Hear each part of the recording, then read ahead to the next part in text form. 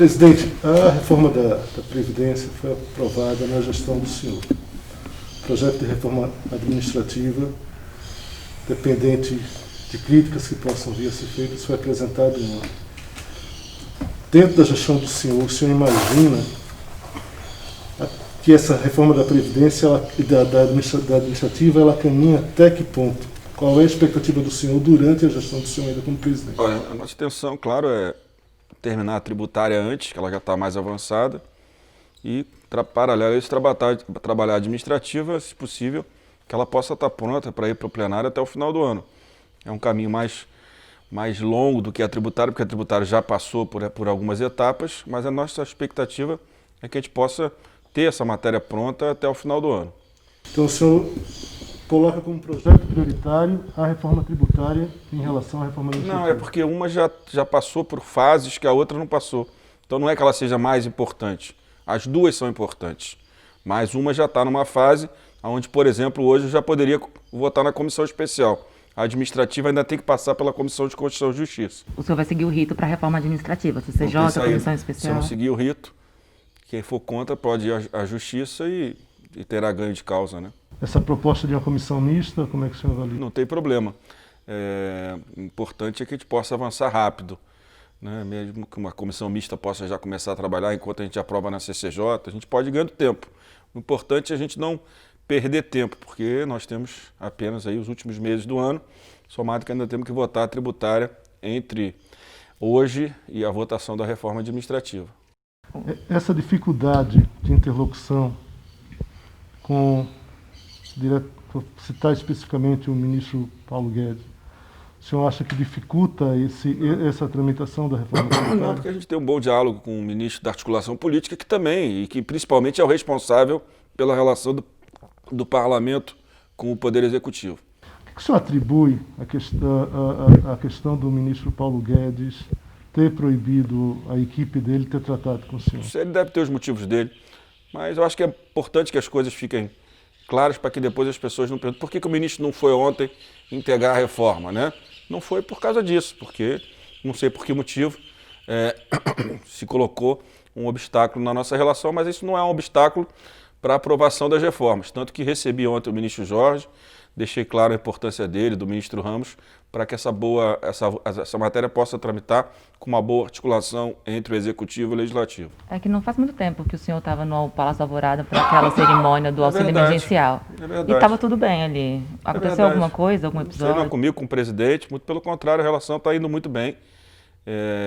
Eu fui um dos que mais pedi a ele o envio da reforma administrativa e eu sei que o meu pedido teve algum peso na decisão dele. Então, em relação ao presidente, nós estamos num bom momento, espero que fique assim até o final do meu mandato à frente da presidência da Câmara. E com o ministro Ramos a relação só melhora porque ele é um bom articulador do governo. Então, uma bandeira branca aí. Claro, com certeza. O meu problema ou o problema que o Paulo Guedes tem comigo, isso aí não pode de forma nenhuma prejudicar o país. Agora, o senhor acha que o Guedes é um mau político nesse sentido? Isso pode fazer diferença a partir do momento que a gente tem um ministro da Economia, com todos os poderes que o Guedes tem, nessa relação difícil com o senhor, isso não atrapalha? Não, a tramitação, tanto que na Previdenciária ele fez a mesma coisa, atacou o nosso relatório e nós aprovamos. E ele só apareceu na Previdenciária na votação do último destaque do segundo turno. Então nós fizemos tudo, você vê que não atrapalha, a gente não mistura as coisas. Entendeu? Agora, de fato, não é uma relação simples. Pode acontecer de novo na questão da tributária, ele só aparecer no tempo final? Não, a tributária é mais complexa, né? A tributária, a gente precisa de fato, por exemplo, na constituição do Fundo de Desenvolvimento Regional. Eu disse aos secretários de Fazenda do Nordeste ontem que a gente precisava que isso fosse pactuado com o governo federal. Então não é fácil, quando se trata de tributos, você fazer uma reforma desconectada do governo. Eu acho que a tributária, a gente vai ter que ter mais paciência, independente de qualquer coisa, para dialogar com os técnicos do governo, não eu, porque eu em tese estou proibido, mas certamente o relator e os membros da comissão. O senhor pretende fazer esse papel igual da Previdência, Claro, de articular? eu acredito muito na importância das reformas para o Brasil primeiro, claro, para a recuperação do crescimento econômico, da geração de emprego, redução de desigualdade, e acredito muito que a modernização do Estado brasileiro, que a política faça essas reformas, é o único caminho para que a política volte a estar próxima e conectada com a sociedade brasileira. Insistindo mais nessa questão do Guedes, e aí a gente vai para outro ponto. A questão não é exatamente a dificuldade dele também em relação à reforma tributária, em visões diferentes do senhor, com o senhor em relação ao imposto único, a cobrança a volta da CPMF, por exemplo? São coisas diferentes. A reforma tributária que está tramitando, o governo mandou um projeto de lei que é convergente com a PEC nossa, não teria uma divergência. O CBS do governo, a unificação de PIS e COFINS, está dentro da nossa proposta de reforma. Então não há nenhuma divergência nesse assunto. O que o Paulo Guedes disse é que não incluiria estados e municípios, que era um problema do Congresso. Nós estamos trabalhando para incluir estados e municípios. E ele não tem nada contra isso, foi o que ele disse publicamente. Então não tem. Agora, ele quer criar um imposto que ele diz que é digital, que a gente sabe que é CPMF, né? Isso eu sou contra. Mas divergências são legítimas, tem que ser respeitadas, até porque nós vivemos numa democracia. Mas, e aí pode ser esse motivo, é porque, na verdade, para o espectador, ele tenta entender um pouco do que está acontecendo. Para o Brasil, as reformas são importantes. Você simplificar os impostos de bens e serviços é importante para a melhoria do ambiente de negócio no Brasil. Se o ambiente de negócio no Brasil melhora, o Brasil tem chance de crescer mais. Crescendo mais, claro, primeiro melhor para os brasileiros, é bom para o governo. Então eu não sei qual é o problema de você ter um presidente da Câmara que é um ator ativo na agenda econômica, muitas vezes convergente com o governo e que ajuda o governo nessa pauta. Eu não sei por que, às vezes, alguns me tratam como adversário. Mas, caso o Paulo Guedes, ele chegou a ligar para o senhor ou se retratar depois de ontem? Nem precisa. Então, isso eu perguntar, o senhor não está aberto, então, para uma nova tentativa não precisa, de relação? Agora eu acho que já fiz todas as minhas tentativas. Eu sou um político paciente, mas eu acho que a gente vai perder tempo, né? De fato, Paulo Guedes não gosta de mim. Então, se a pessoa não tem uma boa relação, não adianta a gente perder tempo, né? O Brasil é mais importante do que a opinião do Paulo Guedes a meu respeito ou vice-versa, né? O que a gente não pode é travar a pauta da Câmara, porque o Paulo Guedes proibiu os secretários de virem a um almoço comigo. O que a gente não pode é misturar as coisas, né? A gente precisa entender que nós temos uma grande crise, que o Parlamento teve papel decisivo nas soluções para o enfrentamento da pandemia, começando pela PEC da guerra. Não teve país nenhum do mundo que construiu uma solução onde os programas criados para a pandemia têm prazo para acabar. Me disse até um membro da equipe econômica. No resto do mundo, os países estão com dificuldade de saber como é que vão acabar com os programas que foram construídos. No nosso caso, a PEC da guerra disse, começa com a pandemia e termina no final do ano. Então, acho que nós só ajudamos, colaboramos, independente das relações pessoais que nós temos.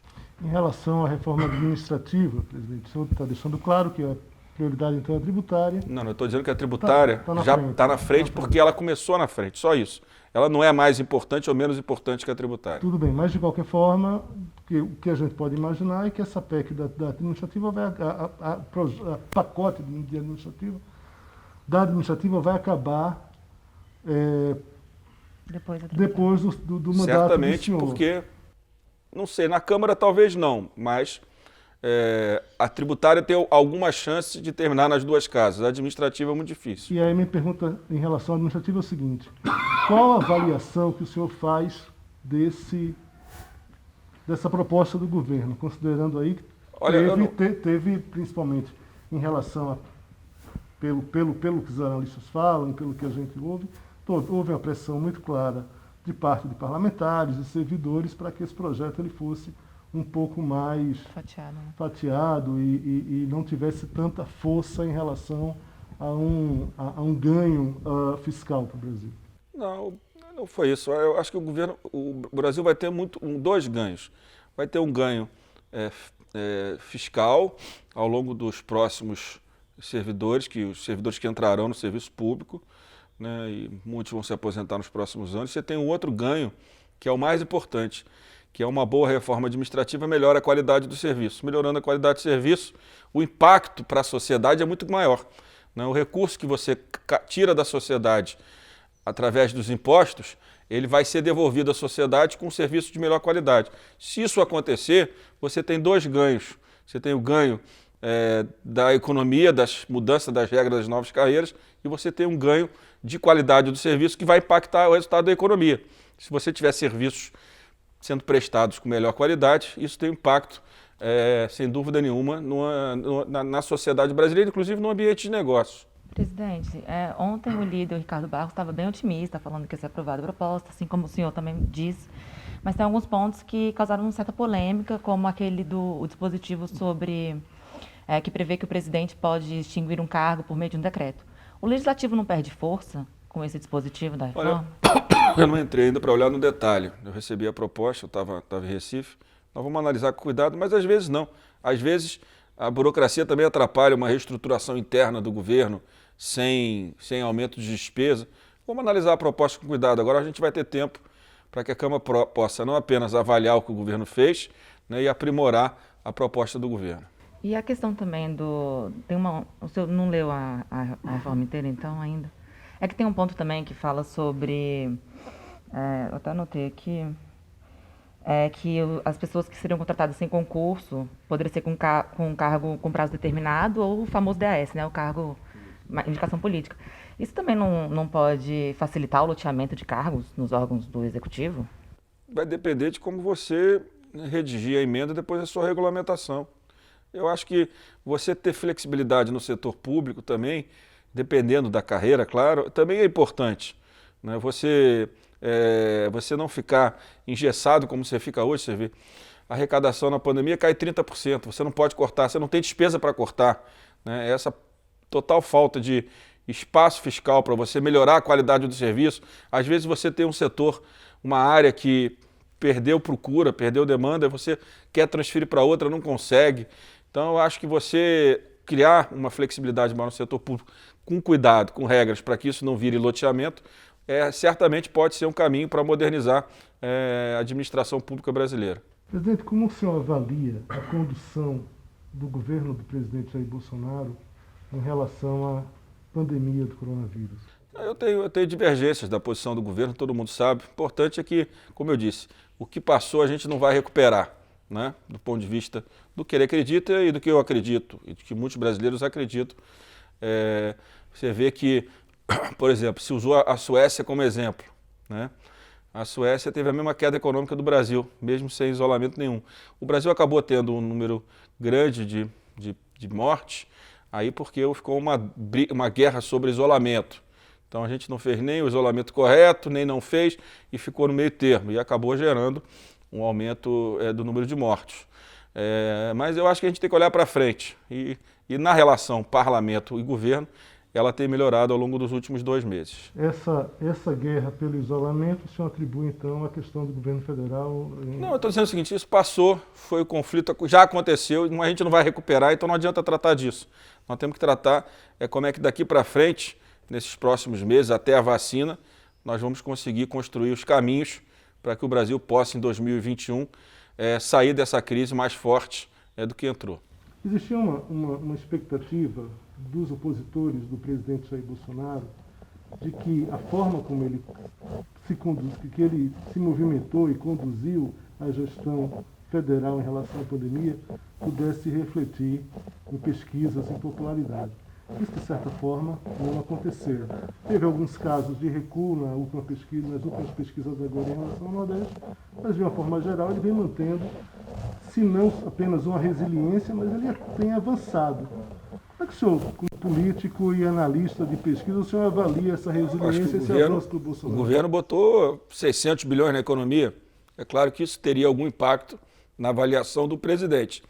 Claro que muitos avaliavam que, vamos dizer assim, a pouca importância que ele dava ao impacto do vírus na saúde das pessoas, na vida das pessoas, isso tinha uma expectativa grande que isso poderia prejudicar muito a imagem do presidente. Mas como esse tema ficou dividido, porque o isolamento foi mais longo, né, a pandemia levou mais tempo, acabou que ficou um embate entre aqueles que queriam a economia já funcionando, da qual ele representou, e aqueles que entendiam que não adiantava abrir a economia de qualquer jeito, porque a sociedade não iria para a rua, não iria à procura de serviços, à procura do comércio. E como eu dei o exemplo da Suécia aqui, a Suécia teve a queda econômica muito parecida com a do Brasil e abriu tudo, porque o problema não é o isolamento ou não o isolamento, o problema é o vírus. O vírus que gera primeiro a perda de vidas e depois a retração na atividade econômica. E a questão do auxílio emergencial também, a polêmica, que a oposição bate muito nessa tecla, né? Que foi que o auxílio veio da oposição, que na verdade o governo ofereceu um valor menor e aí... Enfim, veio do parlamento, né? Não veio necessariamente só da oposição, veio o auxílio do parlamento. Um dos fatores que o Bolsonaro... Ótimo, o importante é que a população, no momento que a renda deixou de existir, que milhões de brasileiros deixaram de ter acesso a uma renda do seu trabalho, o governo cumpriu esse papel.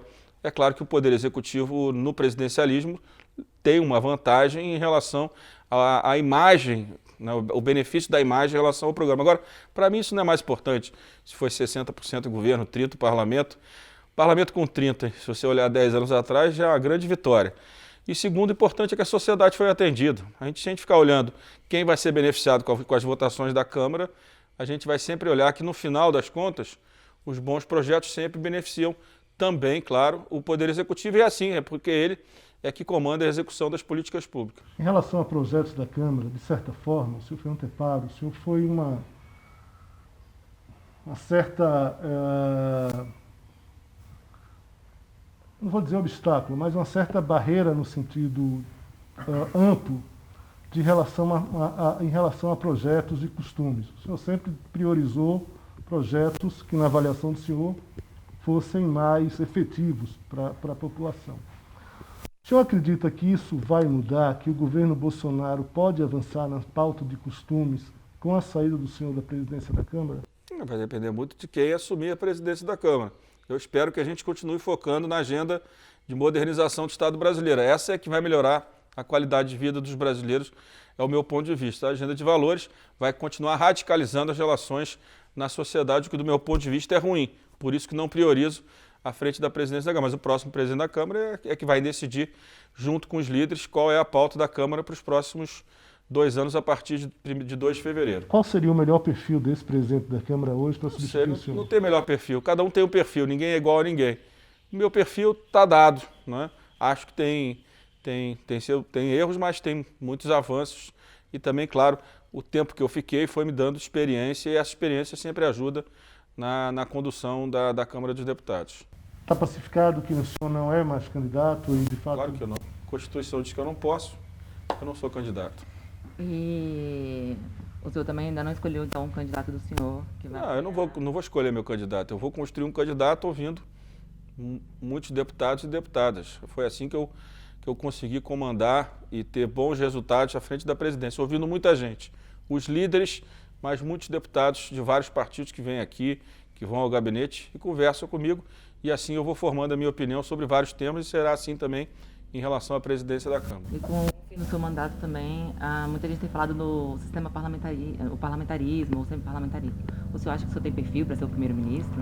Mas eu acho que o parlamentarismo no Brasil ainda vai demorar um pouco, apesar de ser o melhor modelo que gera mais estabilidade para o Estado brasileiro.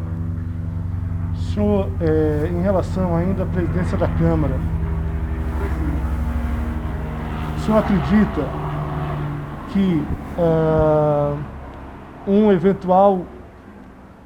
eventual participação mais ativa do Palácio do Planalto, do governo, nessa disputa, pode atrapalhar? Não é que pode atrapalhar, tem sempre o risco, né? Pode perder. E se perder com uma participação ativa do governo, pode não ser bom para o governo. Mas aí é uma decisão que cabe ao governo tomar, se participa ou não participa mais ativamente da eleição da minha sucessão. Presidente, em relação ao Rio de Janeiro, Estado senhor, como é que o Estado chegou a essa situação? E como é que é possível se pensar em sair de uma situação dessa? Olha, eu acho que foram anos de algumas gestões que não deram certo, que estão gerando o resultado de hoje. Nada acontece da noite para o dia, né? São muitos anos, do meu ponto de vista, de erros, né? Então agora eu acho que chegou num momento que nós vamos precisar fazer uma pactuação das forças políticas, da sociedade brasileira, daqueles que amam o Rio, que possam ajudar a essa reconstrução, quadros de qualidade da sociedade em várias áreas. Eu acho que está na hora da gente esquecer as divergências políticas no Rio, né, que a gente possa ter dentro da Assembleia uma unidade na votação de matérias que serão difíceis, mas está na hora da gente recuperar o Estado do Rio, recuperar as finanças do Rio, para que o Rio de Janeiro possa voltar a servir ao cidadão carioca fluminense. Muita gente questiona essa forma do afastamento do governador por ter sido uma decisão monocrática. Como é que o senhor avalia isso? Olha, pela Constituição do Estado do Rio, o governador só poderia ter sido afastado depois da denúncia recebida. Essas decisões que vão contra o que diz as nossas leis, a nossa Constituição, ela não é boa, né?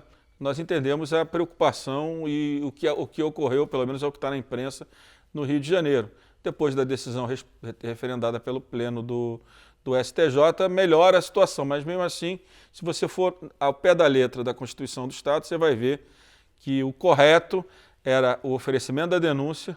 Quando ela tivesse sido aceita pelo relator, ele colocaria no plenário o afastamento do governador. Assim penso eu, não que os problemas não sejam graves e que as condições do governador de governar o Rio não estivessem muito limitadas. Talvez por isso o STJ tenha tomado a decisão. Presidente, a respeito do auxílio, só para a gente voltar um pouquinho, o governo propôs os R$300 por mais 4 meses. O senhor falou que vai trabalhar por isso. Não tem como aumentar esse valor? Vai ser... Não sei, o plenário vai decidir, mas eu acho que chega um momento que a situação fiscal do Brasil ela vai impondo limite, né? E como mesmo diz o nome do programa, o auxílio emergencial. Ele não pode ser emergencial para frente, até porque como ele era emergencial, o gasto total cresceu muito. Você gastava por mês com Bolsa Família mais de 2 bilhões, ali você gasta 50. Então você vê a diferença de valor. Então como ele era emergencial, em algum momento ele precisa acabar. Como ele vai acabar, o governo fez uma proposta, o parlamento vai respaldar ou não. E tem previsão de votação? Quando o senhor vai pautar? Ainda não decidi. Presidente, para alguns analistas, a aliança com o Centrão, consolidada em determinado momento expressos, é apenas um seguro para o presidente.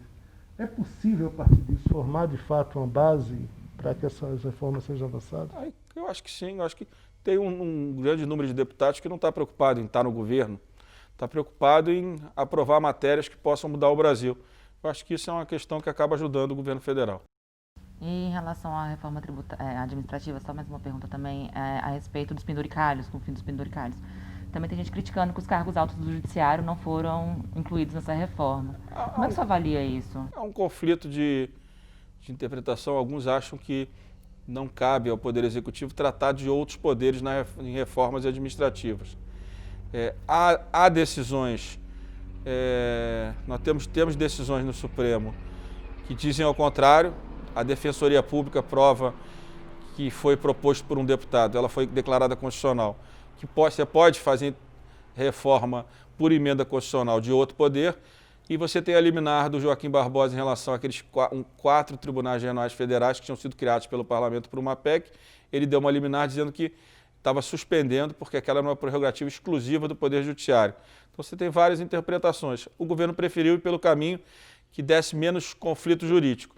Mas eu não tenho dúvida que quando o parlamento começar a discutir a sua própria reforma, como a Câmara fez, e o governo, que já encaminhou a sua, começar a discutir com o parlamento a reforma administrativa do Poder Executivo, é claro que o natural é que o Poder Judiciário também possa participar enviando as suas propostas ao parlamento. No caso da Flor de Lis, acende volta a questão do foro privilegiado. O senhor acredita que não? Ela foi julgada em primeira instância, tem a ver com imunidade. São coisas diferentes, né? Então, agora, claro, que a Câmara vai reinstalar o Conselho de Ética e vão começar a tratar desse assunto nas próximas semanas. Mas é porque os senadores eles têm colocado uma pressão para voltar a retomar essa discussão. Mas eles não sabem o que eles estão falando, porque não por esse assunto, ou pela importância do foro, isso é legítimo. Agora eles mandaram uma carta dizendo que tinha que votar o foro por causa da Flor de Lis. Pelo amor de Deus, não conhecem nem a Constituição brasileira, né? Nós não estamos tratando de foro, estamos tratando de imunidade. São temas completamente... Não estou dizendo que um deve ser mantido ou não deve ser mantido. O que eu estou dizendo é que a carta que eles mandaram para um senador, né, é grave, né? É duro você ter um senador que trata o caso da Flor de Lis como problema do foro, que não foi porque ela foi investigada, denunciada na primeira instância. É um problema de imunidade, como de qualquer outro parlamentar. E a questão da imunidade eles não trataram na proposta deles. E aquele projeto também a respeito da quarentena dos A gente magistrados? deve tratar nas próximas semanas. Isso é um tema importante que precisa ter uma solução definitiva para que as pessoas não usem os seus cargos em proveito próprio, né? Que faça ações, né, em cima da eleição para sair do cargo e depois disputar a eleição. Então, uma distância mínima, né, se falou até em 8 anos, mas eu acho que uma distância mínima de 2, 3 anos, 4 anos é o suficiente para que não se misture uma decisão de gestão, né, uma decisão administrativa